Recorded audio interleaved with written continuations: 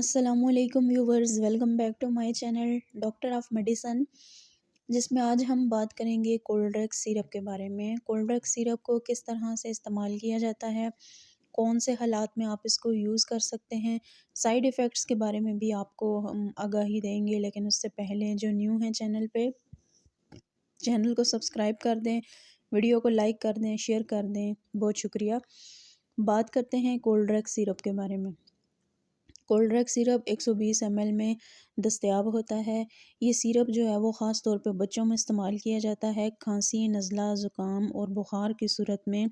जब कंडीशन बहुत ज़्यादा सवेयर हो जाती है, यानी बच्चों को ठंड लग जाती है, तो इस कंडीशन में जो है वो ये सिरप प्रेस्क्राइब किया जाता है।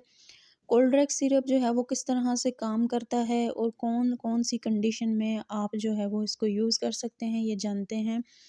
तो कोल्ड्रेक्स सिरप के अंदर जो है वो पैरासिटामोल होता है। उसके अलावा क्लोरमेफ़ेनामाइन पाया जाता है, डेक्स्ट्रोमेथोर्फन पाया जाता है। ये ऐसी मेडिसिन होती हैं जो कि आपके दिमाग के अंदर जो है वो ब्लॉक जब बन जाता है, या आपके ब्रेन की जो एक्टिविटी है वो बहुत ज़्यादा डम हो जाती है, जिसकी वजह से क्या होता है कि नज़ले की शिकायत हो जाती हैं।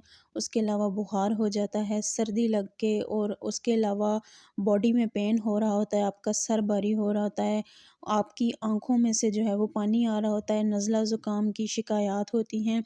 तो ये जो मेडिसिन होती है ये बेसिकली आपकी जो केमिकल मैसेंजर होते हैं ब्रेन के अंदर, जो कि रिस्पॉन्सिबल होते हैं या जो ज़िम्मेदार होते हैं बुखार और पेन के, उनको बहुत हद तक ये सुप्रेस कर देता है।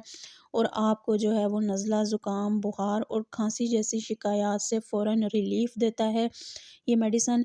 और बहुत बेस्ट इसके रिज़ल्ट होते हैं बच्चों में जो खांसी की शदीद जो है वो तकलीफ़ होती हैं सर्दी के साथ, उसके लिए ये बहुत ज़्यादा करामद होते हैं। तो इस तरह की कंडीशन में आप इसको इस्तेमाल कर सकते हैं। ख़ास तौर पे बच्चों में ये बहुत ज़्यादा इफ़ेक्टिव होता है।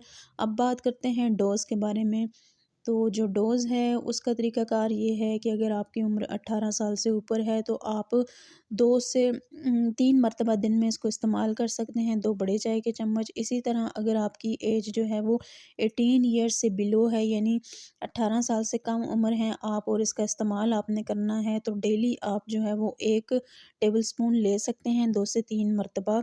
या डिपेंड करता है आपकी बीमारी की नौइयत पे। अगर तो आपकी बीमारी की नौइयत बहुत ज़्यादा है तो फिर आपका डॉक्टर ही आपको ये परफेक्ट मशवरा देगा कि आया आपने कितनी जो है वो इसकी डोज़ लेनी है। और अगर बीमारी की नौइयत कम है तो आप इस तरह से इसको यूज़ कर सकते हैं। अब हम बात करते हैं साइड इफ़ेक्ट के बारे में।